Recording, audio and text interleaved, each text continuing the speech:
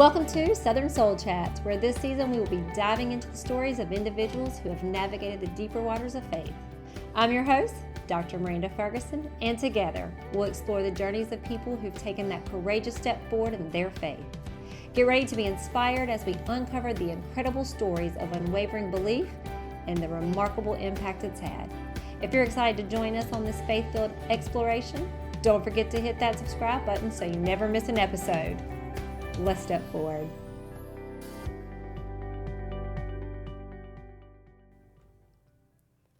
Hey guys, we're back. This is season 1, episode 2, which is called The Long Way. And just to recap from last week's show, we were just really walking you through who we were and how Stepping Forward Ministries began. And we left you in a cliffhanger for July, and we told you July was a big month for us. So we are going to pick it up there today. We're going to continue to be talking about Moses through this episode and the parting of the sea and the different ways God moved in that time through that period, and how that really was a place for Tanya and I to really settle into that story. We talked about it so much and related it to what was going on so many times during this whole process that we've been talking about. So we're going to keep that going today. And just a quick reminder that for privacy purposes and being sensitive to people who are not here to share their part of stories, some people's names are left out. There are way more intimate details that are not being expressed today out of respect for them and their privacy. So we're going to give you the story the best we can, being vague in some places, and not because we're not trying to be transparent, but unless that person's here, it's not really fair for us to put all their tea out into the water, pour their tea out. So we don't want to do that today. Another reminder is that this is not a typical podcast format for these sessions with Tanya and I, because we're actually just telling you a story of who we are. And it's a little more back and forth storytelling. We figured out from the last week that we're going to end up having this week's episode and then one more, and then we're going to be kicking it over to our special guest and have that normal format. So just so you know, we hope you stick with us for the next couple to get through this story, and we're excited. So once again, let me introduce my guest speaker today, who's podcasting alongside me. It's Tanya Simmons from the big old town of Saraland, Alabama. Welcome, Tanya. Oh, thank you so much. I appreciate being here. Yeah, we're so glad you came. You had to make that long 45-minute flight. Oh, yeah, that was long. Yeah. I actually know you came from Atlanta, so it was a 2-hour flight this time. Yeah, 2-hour flight. But that beats a 7-hour drive. It did beat the 7-hour drive. So any insight from last week's episode, anything that you thought on or you wanted to add, or are you good to go? What I don't want to leave you out of any thoughts or moments if you have them. Oh, I think that, they've waited long enough to hear it. It's July now. Yeah, we left them hanging at the edge of that cliff. We need to tell them, what happened. No more, leaving them hanging. Okay, well, here we go. We're going to jump into July. So here we go, 2018, it's July, and we are back in Texas. We, meaning my, this would make way more sense if you watched the first one, but meaning that my 2 children and myself are no longer in Alabama at my parents' house. We've come for the summer because there's summer visitation, so it gives us a little more flexibility in what I'm able to do around the whole court issue that's happening. So we get back in June, nothing real big there, just kind of settling back in. It's July. We had some big events in July. So Tanya comes back. It's JT's 2nd birthday, and we decide to have a big party, mainly because of the fact that he's 2 and that's a big deal. Yeah. But I needed a distraction. I needed to do something. Right. I needed to plan something. And amidst the time of planning and getting ready for this party, which I think there were so many people here, we had like a huge party, we found out that we were pregnant. Yeah. Again. Again. And so there's something about the pregnant part that's kind of important here, is that before Texas, I had lots of miscarriages. And so my doctor at that time there had said, I just don't think that you can have any more kids. I mean, and I had 2 and I was grateful for that. And so I was under the assumption that I couldn't have any more children because anytime I would get pregnant, we would lose the baby. And so JT was a shock. So much of a shock that I didn't even go to the doctor till 5 months because I just kept thinking, what's the point? You know, if you don't attach to it, it's not real. When you lose it, it's not as painful. Turns out it was very real. Very real. I have a 7-year-old here today to show that. So during that process of coming back to Texas and the whole pregnant thing, I'd found an amazing doctor here, and I told him the story. He was kind of like, something ain't right. He does some blood work.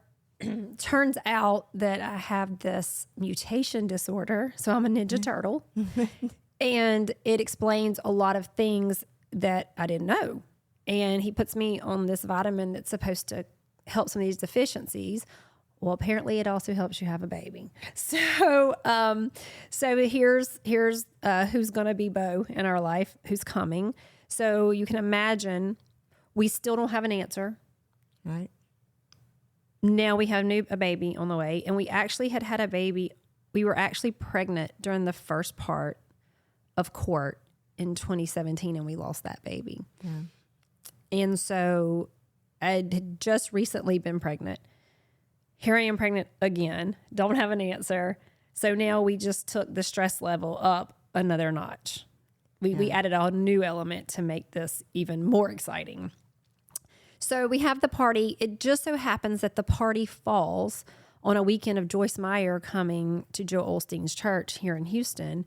And Tanya and I had been doing a lot of stuff. Joyce Meyer, like I said, we had a lot of people we were really leaning on as using some foundation and walking through all this. And she was coming, and we weren't going to miss it. Right. I mean, there were several times we had said, I think early on, that we wanted to go see Priscilla Shire and Joyce Meyer. Yeah. But didn't know how or when that was going to happen because, you have small children. Yeah. And so all of a sudden we have this opportunity that we really didn't know until June that we were going to have. Yeah. So she comes, it's going to be free. It's a whole weekend. It's not just like one night. You get a whole weekend. She does this yearly here, mainly in July. And so my mom's here, my sister's here. We've got tons of people here. We decided it's a great idea to cram a 3-day Joyce Meyer run with a birthday party of over 35, 40 people here, because that's just how we do things. Well, if you're going to do it, you might as well do it well. That's right. And just kill yourself doing it, because that's the way. So we went to the training. At that time, my sister was not aware that we were pregnant because we did the same thing we always did. We didn't tell anybody. Yeah, I think I was the only one who knew outside you and Jeremy. Yeah, I think my mom knew because I had to tell her because we were going. Oh, that's right. Yeah, I knew she might come out. So my sister doesn't know. We see Joyce Meyer. She is amazing. She's, again, talking about all the things. Yeah, yeah. Like, we just keep... This is where we hear about our adult children and allowing them to make their own choices. Right. Some of the things we've been talking through. And so that first night was really special because we all went together, and we just, remember we met this guy going in. We didn't even know. We just walked in and he said, "Oh, are you new? Are you new here?" And if you guys have never been to Joel Osteen's church, okay, it's not the church I grew up in. It's not the church I attend today. It's like an arena church. It's an arena church. It's massive. And so you can imagine none of us know where to go.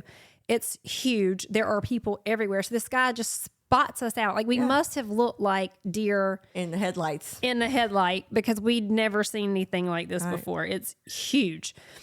And so he leads us. He's like, "Just come with me. I'll take you to your seats." Yeah. So he takes us in, and we walk. we keep walking. We walk a little more, and before you know it, we're like 3-4 rows away. Oh, I think we were like on the third row from the front. And Joyce Meyer is sitting right there in front of us, and Joel Osteen is right in the same area together. And we're looking at each other like, did this happen? Yeah. Oh, we're starstruck people. We're going. Can I touch her? Can I touch her? And so if I touch her, like the Spirit of the Lord, you know. Yeah. Oh, so, yeah. but before she sat down, this gentleman approaches us. He knows we don't belong there because he's a member of this church. Right. He plays in the band. So he starts talking to us and he's like, are you going to come back tomorrow night? Well, yeah, why don't you come as my special guest? You can sit right back here again. And we don't know this man. No. We've never seen this man before. He just comes and finds us. Yes. He just like appears. Yeah, he just literally appears. He appears. And so we chat. He tells us what he does. Asks us where we're from because clearly we're not from Texas. And so we become his special guest because he says, you know, normally there are special people. Yeah, he's sitting here where we're sitting. Here, and we're not special people. And so he realizes or the Holy Spirit prompts him that we need to be right there. Right. And so we literally every session are right there. we are right. Like we don't belong there, but we're there as his special guest. Right. And so the first night was special because of all that, but it was also special because at the end of each night, they would have prayer. And everybody in the church, Joel Osteen's people, they would line up, volunteers, and Joel Osteen. And so at this point, like in my mom's life, my dad is getting sicker. It's not he's had a procedure. The procedure did not come back the way it should have. Things are escalating, which I knew that while I was there because I was living there and I was seeing it firsthand. And so my mom was really starting to understand that this may not turn out the way I thought. The healing he might get might be to be cured because he's gone to heaven. Right. Rather than being healed in his Being body. here and spending the rest of his days here with her. And so we all lined up for prayer for different reasons. Right. My mom wanted to pray. My mom wanted to be prayed over because of that situation. I clearly have lots of situations now, from a baby that I'm expecting to probably lose, a court battle that I'm expecting to lose. A lot of lose were here, right? And so I'm thinking, what do I have to lose? Let's go. Right. My sister just jumps on because everybody's moving out of the seats. So she's like, why not? So we get in line, and my mom should have stepped up to the next lady, but somehow they shift her to Joel Osteen. Yeah. So my mom goes to pray with Joel Osteen. They let the three of us group together and go pray. And they ask us, I mean, I wasn't there with my mom, so I can't really share that intimate moment like she could. And we'll circle back around in a second. But we go to the lady, and the lady's like, okay, what can we pray for you for? And the first thing out of my mouth is, well, we're pregnant. And we've lost so many. And so we're also tied up in a court situation. So a lot of stress. So my poor sister's sitting there. She, for the first time, hears it. And she's not, everybody's like, oh, this is awkward. So she prays over us. It was a beautiful prayer. Just prays for protection, safety, God's hand. Yeah. At the same time, my mom told after the fact she's being prayed for, and Joel Osteen's really speaking some words of encouragement about my dad not being here any longer. Right. And giving her a different perspective. And so she leaves feeling very full, which was kind of an empty place for a little bit there. Hopeful, not in a curing, but hopeful in a place of understanding and leaning into whatever's going to happen. And then we all go and eat crepes. Yeah, that's right. Yeah, we did. We go and eat crepes because crepes are amazing, and that's what you do. And we went and had crepes and discussed all of this stuff. So that weekend was a great weekend. Tanya and I ended up going back a few times by ourselves. We ended up going to all the sessions. And like I said, Joyce Meyer was amazing. But it was just, once again, God taking a place and a space and a time that wasn't good and just pouring affirmation and love and remembrance to remember the stories before us in the Bible, like Moses, that give you that little bit of hope. Right. That if he could do that then, he can certainly do it again. Right. And so that was a great weekend. So we come back from that. Everybody has to go home, and my normal life has to go back. Right. Yeah. And so the the struggles in July, as July moves along, is that, we still don't have a resolution. Yeah. We've got stuff between lawyers going on. It's heated again. We're still all angry. I'm running the roads trying to literally make suicide runs where I would leave Houston to get him to Alabama, which is a 7-hour drive, drop him off, sleep for about 3 hours, and make that run straight back for the weeks he was there, and then turn around and do it again. So pregnant, stressful, dropping a kid off to somebody who can't stand my guts in the moment, and me, I can't stand theirs either. Trying to keep Brody shielded from that, the emotion of all that, because now not only does there emotion, but there's pregnancy emotion, and life's happening. Well, we were moving through July, and July is a good month in the sense that it's preparing. It's preparing. But still no answers. Still no answer. Well, here comes the next hurdle for me, is that I've taken a job. In a place you don't live. That starts last week of August. I still don't live here. And this job is a Monday, Wednesday, Thursday, or it's a 3-day-a-week gig. So it's not like you can really run back and forth in 7 hours. And it's time for a training. Yeah. Yeah. A training that's like mandatory training. And again, like I said, you can imagine pregnant again and the stress that comes with all that, not knowing. You can imagine how my household was, even with my husband, because we're still very much, tippy toes, and we don't know. And we've been apart for a while, and I have a sick dad. And so there's lots of stuff happening. And I have this training. And there's a situation within my household that keeps me from going to the training. Yeah, and I remember talking to you on the phone, and you're like, it was bad. I could hear it in your voice. It was so bad. Oh, yeah. It was so bad. I remember going, God, what do I say to her? It was so bad. You were so despondent. Because you're like going, yeah, I couldn't go. I was done. And I was done. Yeah. Like, I decided, okay, you know what? Yeah, what do I worry about it? Why am I worried about it? Like, I'm just going to call and tell her I'm not going to do the job. Yeah. And even in that rough patch, the thing that was going on in our house, like even Jeremy was like, just don't call yet. Just don't call yet. Like, I think that's a bad idea. And so I did have to tell him I wasn't coming to the training. But in my mind, that was fine because I wasn't going to the job anyway. Yeah, that's what you told me. You said, well, it really doesn't matter because, I'm not going anyway because remember, there's still no answer and Birdie's got to start school very soon. And where do you put him? Because the judges told you he can't be in Texas for school. He's got to be in Alabama. Yeah, and summer visitation's over. Right. So that cushion I had of what was almost like a normal life, it was quickly coming to an end. Yeah, school in Alabama starts 3 weeks before school in Texas starts. Right. So I'm really pushing the line. I'm on a thin line here. And so we decided, because like I said, there was just some tension in our house, all the things. Jeremy and I said, you know what? It was Jeremy. Jeremy's like, we need to get out of here for a few days. Like, how about we just change the scenery? If you're about to have to figure out going back, let's just get out of here. Yeah. And I am not a spender of money. Yeah. I'm not. And so normally I'm like, oh no, we can't do that. And especially in this situation, we don't have it. But at this point, I was like, why not? Right. So we packed our kids up because somebody told us a little fib that Port Aransas looks like Gulf Shores, Alabama, which is not true. But we decided we'd go find out because what if it was? So we pack our kids up and this is end of July, 1st of August. We head out on this trip to go to Port Aransas, which is hours away from our house.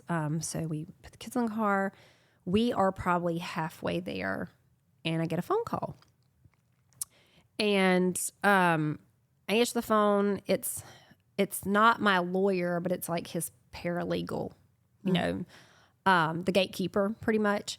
And she says, hey, you got a second? And I'm like, yeah, what's going on? And she's like, you're not going to believe what we got today in the mail. And I said, what did you get in the mail? And she said, we got some paperwork that we had actually asked for way back. Yeah, and you never could. They never could get it. They never could get it. It was, Who knows why, right? Yeah, Like they sure couldn't explain it. Right. We have this paperwork, and she started sharing with me what was in the paperwork. Game changer. Yeah. Yeah. Game changer. Again, without sharing too much work. Yeah. A situation had occurred prior to all of the stuff. Yeah. On the day that we had lunch for the first time, it had happened that day. And who knew? I mean, God knew. He'd already set it all up. He had laid the foundation, but we had no idea. And y'all, we live in a small town. Everybody knows your business. Everybody. So it's not like you don't hear all the things that happen in a town. Yeah. This could have happened and we had known about it. I'm surprised. I don't even know how we didn't. It was completely well kept until this moment, which we like to call the and suddenly moment. Yeah. So the and suddenly moment I get the details. I get off the phone. Well, on the phone, we had talked about what's the next step. I get off the phone. I share this with my husband. He's like floored. I'm floored. This is a game changer. Like, we might have a shot. So we go on this trip. The kids have a great time. You know, it's not Gulf Shores, like I said, but it's water, and it worked. So we spend time there. We come back home, and we start preparing with my attorney on how we're going to take what we have found out and use it to try to shift this case. And so we go back to court. The judge says, "Oh, I'm sorry. I won't hear any of this." Yeah. I won't hear any of this. This is August. Yeah, we had an emergency hearing, another one. He goes, yeah, you're right. This is good information, but you're going to have a whole brand new case around this information. So I'm sorry, you're going to have to leave. And my lawyer and I are just like, you've got to be kidding me. Yeah. Are you kidding me? So we meet with my ex-husband and his attorney, and we try to do some going back and forth. Like, can we work this out? Could not work it out. So I come back once again to Texas, defeated. Right, because you can't be there. Yeah.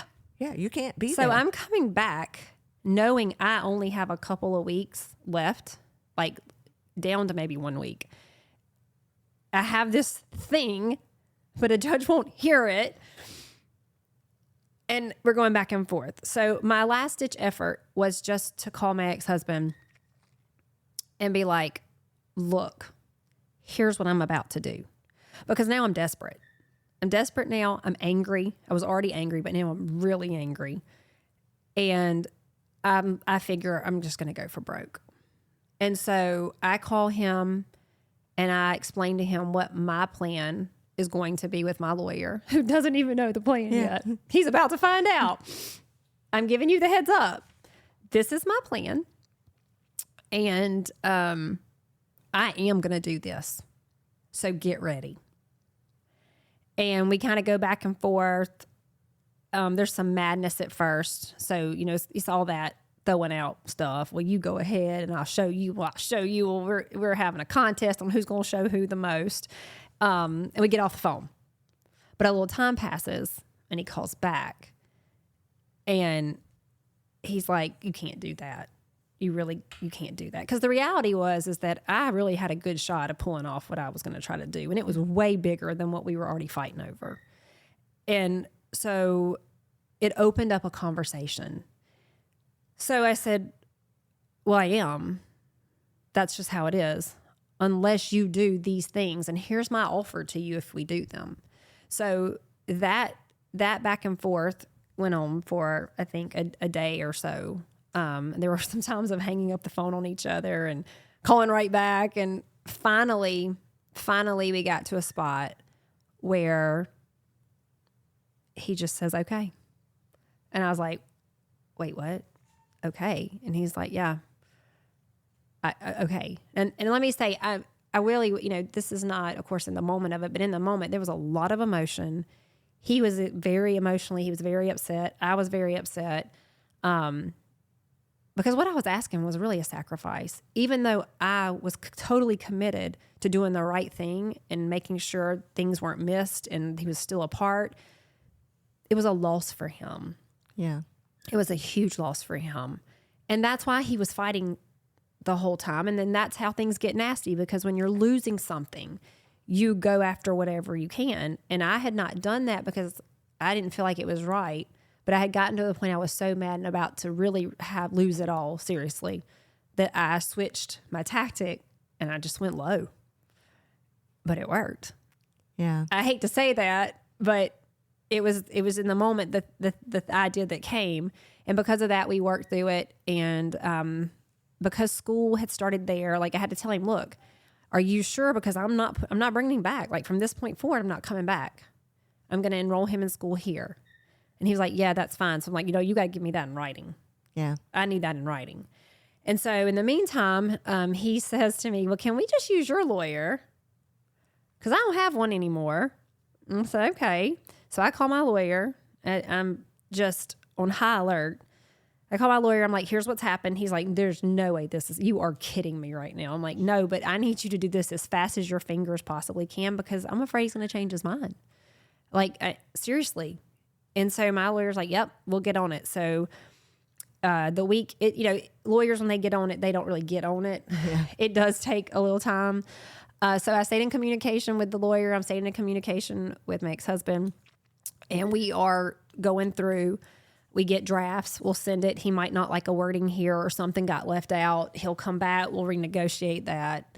We go over and over and over again until finally there's a document that is acceptable. Now, y'all, we are now at the Thursday before the Monday that I am supposed to go to work and that Birdie's supposed to go to school.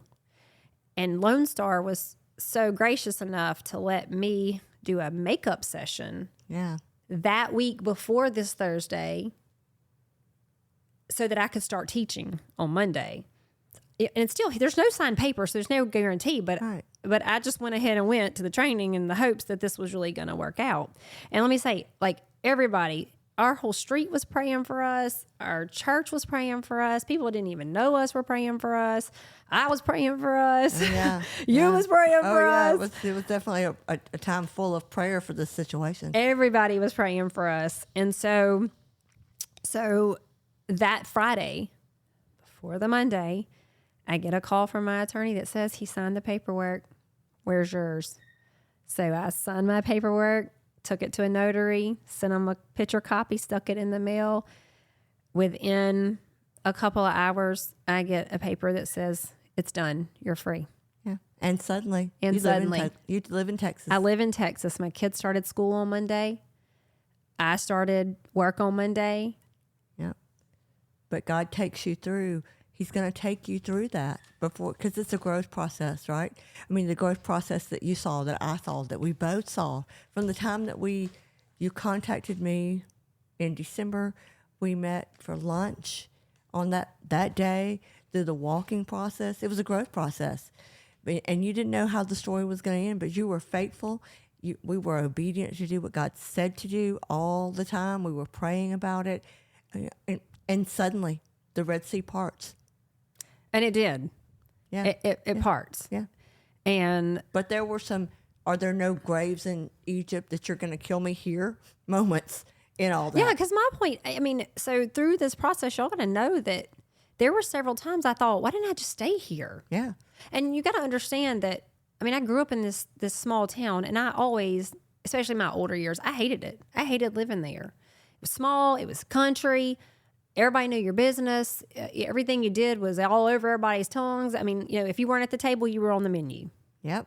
And so it was always something. And there was something, even I think just inside me, that God had planted, that I need to go. I needed to go. I was going somewhere. Yeah. And I'm not saying it was always the enemy that was a God thing. It was a me thing at first. But I think God had put that in me so that I wouldn't be stuck staying in that town thinking that that's all that life had to offer. And so looking back over that whole situation, even though I jumped the gun and probably put myself in some of that because I took the control out of God's hands and said, oh, I got it. I'll take it from here. There were so many things that I went through getting closer to God, sorting out some things, asking for forgiveness for some stuff, being humbled at the feet of Jesus, learning to love people that I didn't like very much. Yeah. Yeah. Learning to not be embarrassed and ashamed of what everybody, or thinking, what does everybody think about me and what I'm doing? Because again, we lived in a small town. Everybody knew. And they were hearing all kind of stuff. And you couldn't differentiate between what was this and what was that. So that long way, yes, it could have been in a perfect world where I would have told him and we would have sat down and agreed, and he'd have said, yeah, I'll give you that and you can go. What would I have learned from that? Better yet, what would I have seen? Right. Because what I saw. What would you have not right. seen? Because what I did see was amazing, and I saw God do what I certainly could not do on my own. And the provision. growth, the provision. And then you and I wouldn't have walked. Yeah. I mean, so many things that he had to grow us through where that, God works all things for the good of those who love him. Even the things that didn't feel good, that even now when you look back on them, when I certainly would look back on them, they didn't feel good at all for either one of us. No. I mean, that voice that you had when you called me that day and said, I can't go to training. I mean, I remember thinking, well, what am I going to say, God? I mean, it was me looking at God going, whoa, well, what are you going to do? Because this is bad. And you sounded bad. Well, yeah, and I'm on the other, so you got to imagine I'm on the other end going, I thought you said this. I thought you said that. Yeah. And that was really, I think, when I adopted the phrase in my head of God is not a genie in a bottle. Oh, yeah. Because so many times, whether you're a Christian or not, you like to think you're in control. Yeah. You like to think, even if God prompts you, okay, I can handle this. I can do this on my own power, my own strength, because I'm here and you're not. Right? Like I'm physically here and I'm moving through this. And so I think we like to get that bottle out. And when everything's going well, we have it out and we're holding it. It's good. But the minute we get in a tight crunch or a weird season, we start rubbing the bottle, right? We're rubbing the bottle. And he, poof, come out and can you fix this and do this and do that and do that? And you know what? He can. Yeah. He surely can. But do you trust me when I don't? Amen. Do you trust me when I don't fix it? Because how many times have we said, are we calling God a liar? Oh, that became like an anthem. Yeah. We either believe what he said, that he does what he'll say he's going to do when he decides to do it, or are we calling God a liar? Nope. And you have to go the long way. Right. The long way. You have to go the long way. And we talked about this when we were preparing, is that it should have taken like 11 days if we're looking at different things, right. Research. Like 11 days is the trip. To get to Canaan. To get to the promised land. 40 years. Okay, 40 years. And do you know what happened in that 40 years? A lot. Yeah. A lot. As a matter of fact, most of those people never saw the promised land. They never entered it, including Moses. And they put themselves there. But they also saw the provision of God. They saw the manna. They saw, their clothes not wear out and their shoes not wear out. And where is that where God says, you have messed up and you have sinned, but you know what? Because you're still calling on my name, I'm still going to provide for you. Grace and mercy. Yeah, come back. Absolutely, come back. And that's where you build the faith at.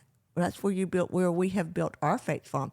And it's not those mountaintop experiences, although those are wonderful and those are great. It's those valley experiences that build that faith. To know that God is going to take care of you, even if you don't see how he's going to do it, he will. He will take care of you. He is faithful and he is not a liar. You remember that book? I'm going to butcher this so bad. You know that little small book about the prayer of Jabez? No, the Psalms, and it's from a shepherd's point of view. I can't remember the name. It's such a small read, and y'all, it's amazing. You should go buy it, and nobody's paying me to say that. But there's a part somewhere in that book, and like I said, I'm going to botch it a little bit here, but he's talking about God walking in the valley, but when you're in the valley and you're going up the mountain, because see, that's what this was, I think a lot of times we think we're in the valley, but a lot of times we're walking up the mountain to the high moment. That's that long trip. And he references animals needing to relieve themselves, right? Walking up that, and that it's hard and it's walking up and they're relieving themselves. But what happens is when they get to the top and they have to come back down, because of how they relieve themselves, it planted into the soul and produced things they were going to need when they come back down. The provision they'd need to eat things on the way back down. On the way back down. And it makes me just think about that so much. How God is in the valley. God is on the long way. God is certainly at the top. And then when he sends you back again, he's already provided for the next time. Yeah.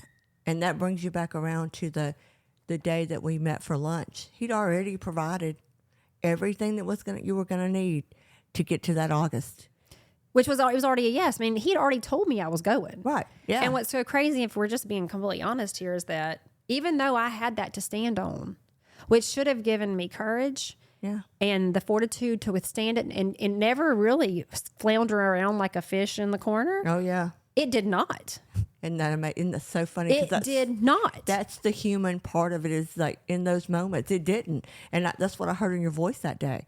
That August day was like despondency and because what I didn't know, because that wasn't my time to know, it wasn't the time we needed to walk through and do some things, was that in February the stage was already set for the win. Right. It was already written in. The stage was there for the win that God said you're going to go. But I had to walk through that. And y'all, it never felt like the stage was set. I felt abandoned. I felt deceived. I thought I was confused. I thought, surely I've messed up. Where are you, Lord? And in another breath, I'd be crying out to the Lord. I mean, so this was a process. Oh, yeah. Yeah. And I think I think a lot of times we forget that this is a process. Like, this place is not meant to be rainbows and sparkles. Oh, it's a battlefield. It's not a playground. Not a playground. It's a battlefield. Yep. We used to say that a lot. A lot too. Yeah. With my other favorite, we would also say these Israelites you see today. Oh. You will never see again. The Egyptians. The Egyptians. The Egyptians you see today, you will never see again forever. Yeah. That was so. And that got us from one day to the next. His promises, those promises got us from one day to the next. His faithfulness, man. Yeah. His faithfulness. Yeah. Because he is. So there was August, and as we moved in, so as we were planning again, we looked at, okay, there were seasons of a lot. Like, that was a season of a lot. Right. Intense seasons. Very intense seasons. But what happened off of that was life started back, right? Yeah. So Tanya goes back, now that this thing is over, we've got the green light. I go to work. Tanya's doing what she's doing. We go back and settle into life. And I know for us, we were learning how to live now in a new way of life, because this meant there was going to be some traveling every month for me in Alabama. At this point, we're still very pregnant. It's time to learn how to live with my husband. Yeah. And y'all, that was scary. That right there was, if you thought all the other stuff was scary. Yeah. Now Jeremy and I are faced with, it's over. We have to come off of that. There's been a lot of stuff transpire between he and I, a lot of hurt stuff, a lot of good stuff. But now we're looking at each other going, we have to live. We have to do this now. Every day. Every single day I'm going to see you of my life. This is going to be interesting. And so we kind of gauged that from September of 2018 to around April of 2020, we were doing life. Right. Just life. Ups and downs, but just life. Yeah. And so, like, for me, we tried to make a list of just some little things. Like, so for me, we did have Bo. Bo is now 4, and he's very much here. So we had Bo. My ex-husband and I, we were slowly repairing. What does that look like now? Which I will tell you that what it looks like is a way healthier relationship than what I even thought we had then. We had to learn how to work together better, how to respect each other and our differences, how to maneuver through a child that was growing in a distant place, how to learn to not be selfish, how to put Brody first and what was best for him, even if it meant that one of us had to take a little hit in an area that we didn't think we should have to take a hit.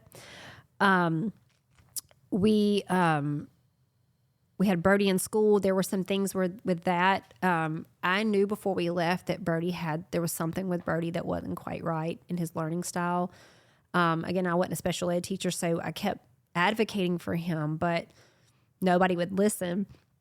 So we get to Texas, and they ask if we can just use his IEP with his speech and let them make their own observation so that they can do the testing themselves. So they asked for a year, and those 2 teachers he had were God sent.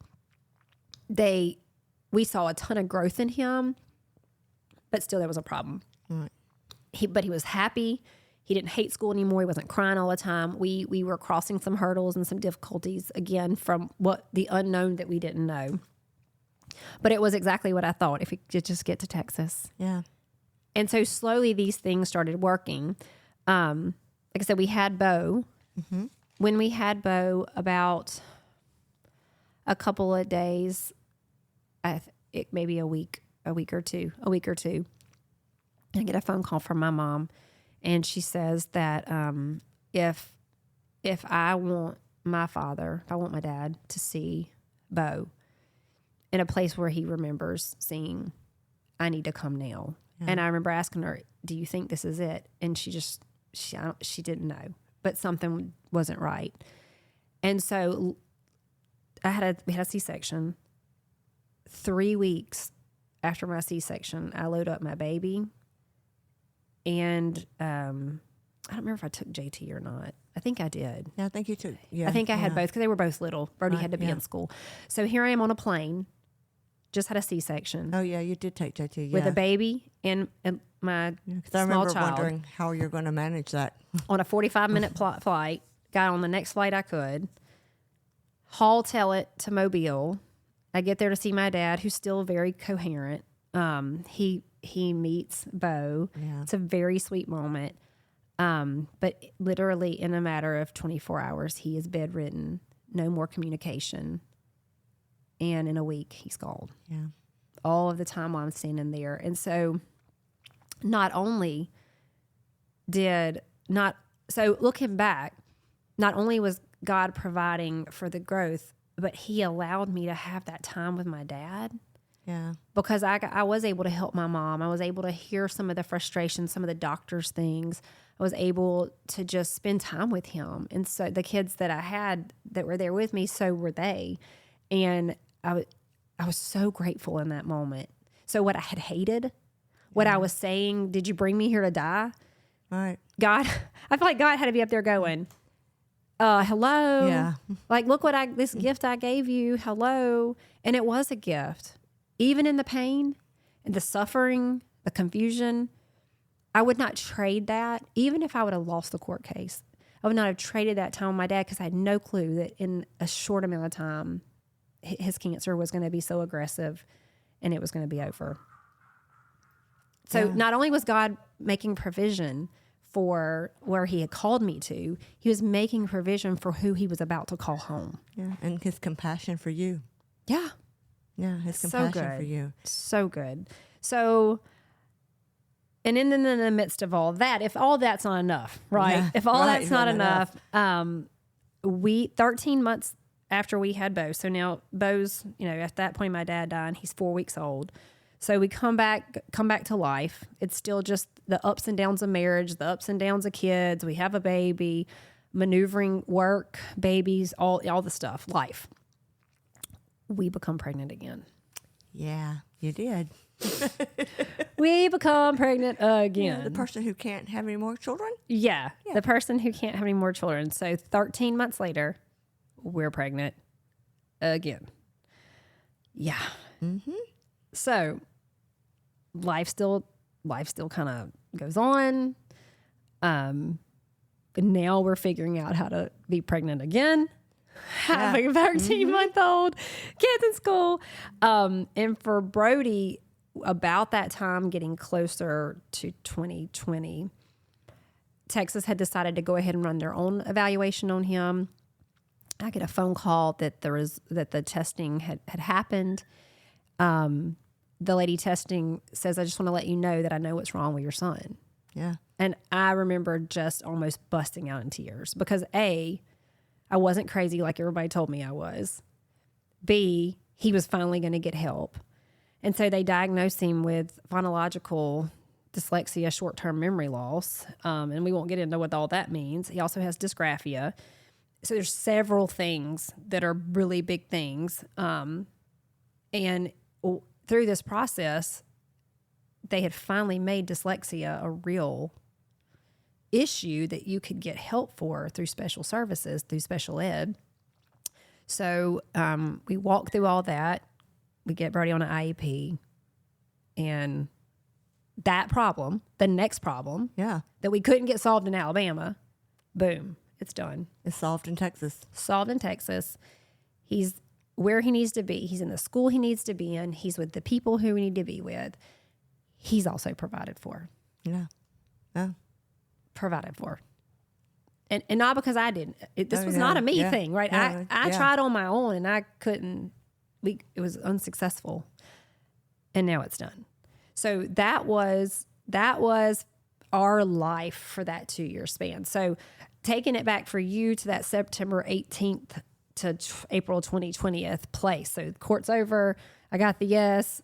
Where's your life and what does that look like for you? Oh, yeah. Well, for me, I was in a similar place. I was, September, October, November. It's cranking along and everything is settling after all that we've seen. We're not walking anymore, but we're on the phone every day. So I forgot a lot of times that we didn't actually see each other. That was, it's like, because we were still so close and still talking so much. And not much happened. I think I was settling into the new job I had because I'd gone to work in May and, was doing that. And, so many times while we were walking, we were talking about bills and being in debt. And up until that point, it had never really occurred to me that you could pay your house off early or not be in debt. Because, the Bible talks about, the borrower is a slave to the lender. And I didn't enjoy being a slave or anything, but, I still I wasn't putting that into practical application until in December of that year. God just provides a way for us to pay our house off. Well, I'm like, what? We're paying our house off? And we still had 5 years to go at that point. And I'd really, up until that point, always would have loved to have paid it off, but didn't see that as something that could happen. And, of course, we had committed to tithe to each other while we were walking, and I think, we have been. And were you still tithing? Oh, yeah. Oh, yeah. Yeah. So still was tithing. I. I'm still tithing too. Yep. I'm still trucking with you. Yeah. Still tithing. I mean, there were times, and I'm not going to lie, that when I went to sat down to do it wasn't like that back and forth. I'm like, oh God. Oh. But, then I would think about what all he had done. I go, oh no. And bam, I'd do it right then. And suddenly, our house was paid off. And I know I told you, and I said at the time I didn't know you'd had that thought, but you had shared later that you were like going, huh? That's a thing? People can pay their house off? Yeah, and during the same time, the Holy Spirit has started prompting me that, because y'all got to understand, we had racked up lots of money across several credit cards of lawyer debt. And we already had debt. So we had debt on top of debt. And but paying your house off was never, that's huge, right? Yeah. But God had also put in my heart during the time that we needed to start actively getting out of debt as well. Yeah. And I couldn't understand that because I was thinking, what does it matter? You always have bills. I don't like to have debt because debt keeps you from having money during the month and to do things and saving and things like that. But it's a part of life, right? Well, that's what I had thought at that point. It was just a part of life. Yeah, and if you pay it off, great. Yeah. But and if you don't, you'll just But it's just going to be a fact of life. Just going to die with it. Yeah, they'll do something with it. Yeah. Yeah. Who knows what, though? Yeah. But, God, I think at this point, you and I began to realize that God had funny math. Oh, yeah. Yeah. I mean, it's like, how many times did we see money that shouldn't be there? It started becoming a thing with us, the funny math. I mean, I'm real big. I told y'all I don't like to spend money. I mean, I'm the person who's checking their checking account, making sure all the numbers add up. I have a monthly. I'm a little extreme. I know how to do math. Yeah. I know how to take this number and subtract it from this number, and it equal that number, and that number would be there. That shouldn't be. And I would go back, and there would be more, and I would trace every spend. Every deposit, and I'd go, where did this come from? Oh yeah. I literally could not. I mean, there was no explanation. There was no explanation. There was no nothing. So pretty much it looked like this. Money came from places it shouldn't have been coming from. I had doctors paying hospitals saying they owed me money back. Yeah.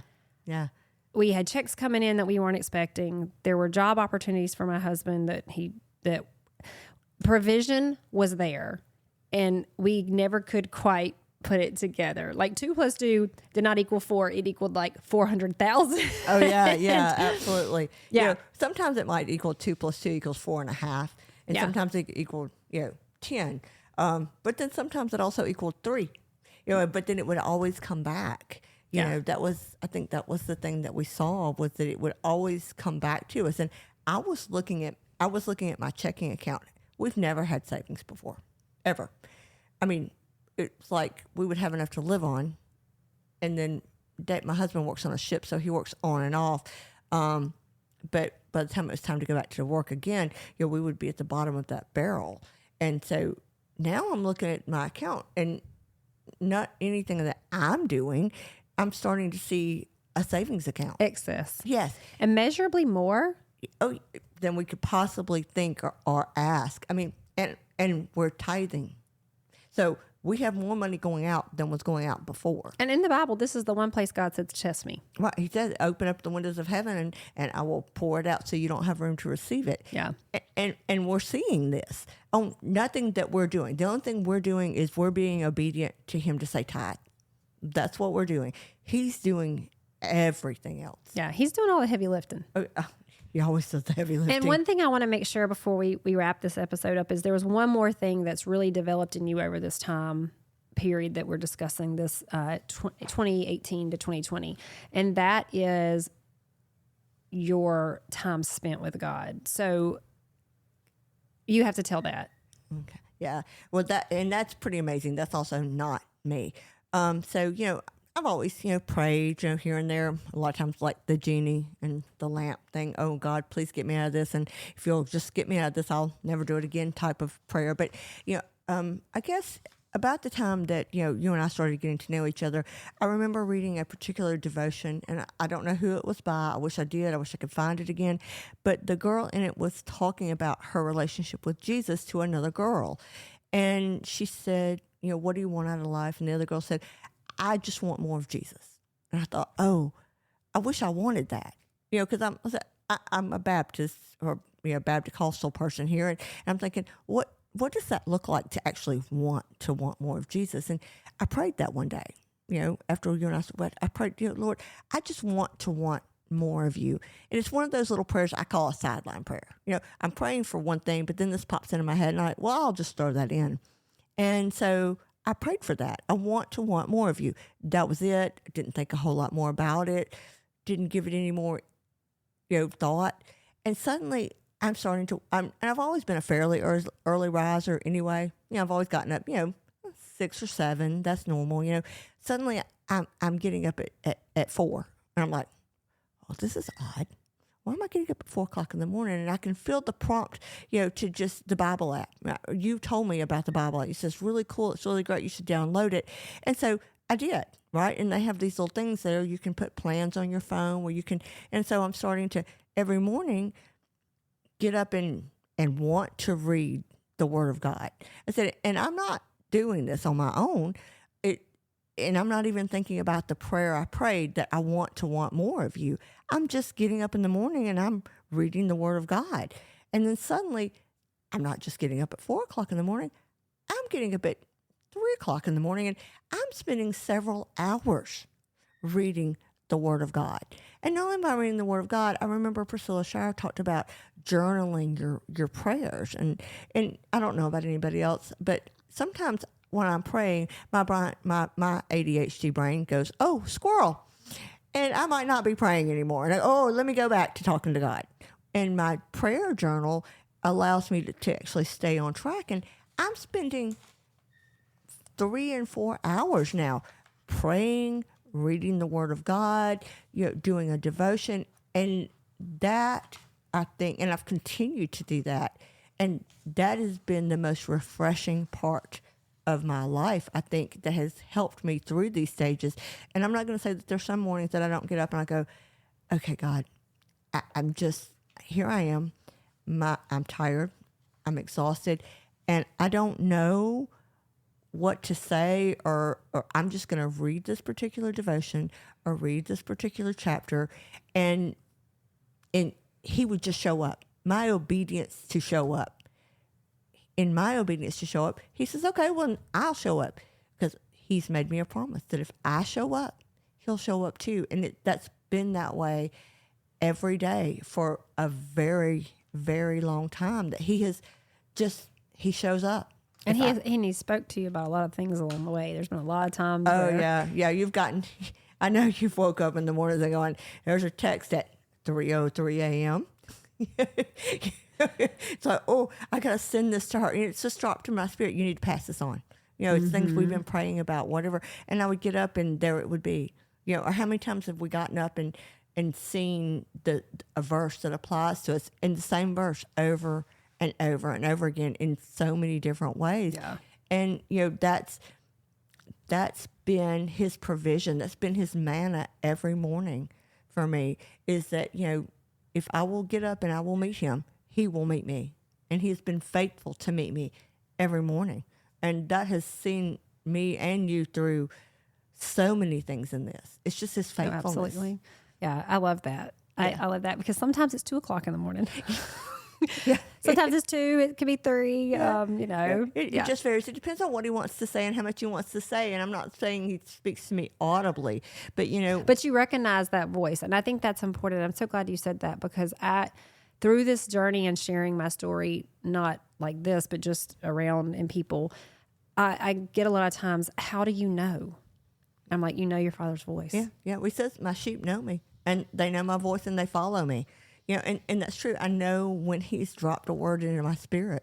That day I told you that you're going to be you're going to pray in front of people, and you're going to be on stage somewhere. That was him just interjecting that straight into my spirit. I heard it, and it's not audible, but it's a thought that just intercedes and implants itself in the middle of everything. And if you'll just be obedient to that, and obedient for me personally, if I'm obedient to what he's telling me, and and there's a lot of times it has to do with you, not always, but a lot of times it's like, you need to share this with her. And I'll be like, no, she's probably tired of having 2:00 in the morning text messages. She probably doesn't want that. It's like, you need to share it. And then you would call me later and go, oh my goodness, you have no idea, because it would be something sometimes completely random. I'm like, what does this mean? What is this? This is not having to do with anything we're talking about, anything we're going through.